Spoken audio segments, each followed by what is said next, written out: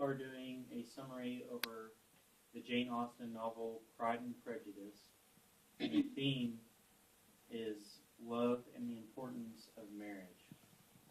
Here are some quotes that help back up this evidence. "Oh, single, my dear, to be sure, a single man of large fortune, 4 or 5,000 a year. What a fine thing for our girls." Next quote. "But it is very likely that he may fall in love with one of them, and therefore you must visit him as soon as he comes." Next quote. "I was much flattered by his asking me to dance a second time." Next quote. "Engaged to Mr. Collins." Pride and Prejudice was published in 1813. The story is set in the time period of early 1800s in England, dealing with Mr. and Miss Bennet's family. Pride and Prejudice is told from Elizabeth Bennet's point of view. They have 5 daughters who are all unmarried, as you can see in this visual. Whenever the new rich bachelor, Mr. Bingley, moves into the neighborhood, this is a huge deal to the Bennet family, because now one of their daughters will have the opportunity to marry.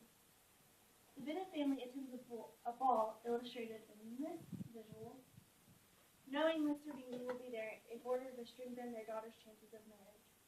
Mr. Bingley quickly begins to fall for their oldest daughter, Jane. Mr. Darcy, a friend of Mr. Bingley, is not having a very good night and refuses to dance with one of their other daughters, Elizabeth, even though it took him a long time to realize it. Jane decides to go to the Bingley mansion, but becomes sick along the way and is attended to by Elizabeth, but goes on to the mansion anyways. They then return home and find that Mr. Collins is visiting and wants to inherit their Bennet fortune. He proposes to Elizabeth then, but she turns him down immediately. There is a man named Wickham who is a part of the militia in the nearby town and tells Elizabeth that Darcy has cheated her out of an inheritance. When winter begins, Darcy and the Bingleys leave Netherfield and go back to London. The characters are filled with even more shock when they hear that Elizabeth's best friend Charlotte is now engaged to Mr. Collins. This is a shock because Charlotte is the daughter of an extremely poor local knight. When Elizabeth talks to Charlotte, Charlotte explains that she is only marrying him for his money. As the season continues, Jane visits the city to catch up with old friends, while hoping to come across Mr. Bingley. While she is hoping for this, Miss Bingley is the one who visits her, and in a not very nice manner. And Mr. Bingley never visits at all. This makes the hope of marriage for the Bennet girls go down even more. Later on that spring, Elizabeth visits Charlotte, who lives with Mr. Collins' patron, Lady Catherine de Bourgh, who is Darcy's aunt. Darcy later on, after the visit, made a proposal of marriage to Elizabeth, but she quickly says no.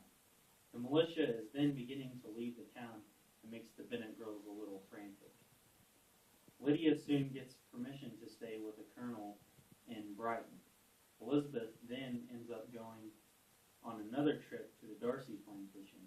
Not long after this, a letter arrives from back home that tells Elizabeth about Lydia eloping with Wickham, and nobody can find the newly wedded couple, which was making people assume that they were off somewhere living together out of wedlock.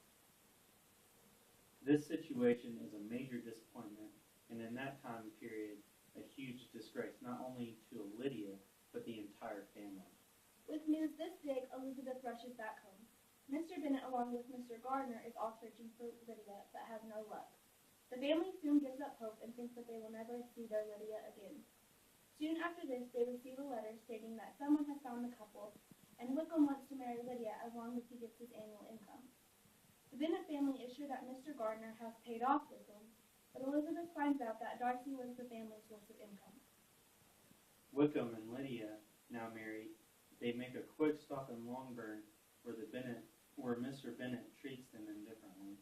Later after that, Mr. Bingley returns to Netherfield and resumes his courtship of Jane. Mr. Bingley then proposes to Jane, and everyone is excited except for his sister. Lady Catherine then goes to Longbourn and corners Elizabeth and tells her she heard that Darcy was planning to marry her Elizabeth and that she would not allow it. Elizabeth refuses, but wouldn't promise anything as long as she would be happy. Later on, Darcy and Elizabeth go walking around, and Darcy proposes to Elizabeth, and Elizabeth says yes. And that is the conclusion of our Pride and Prejudice summary. Thank you.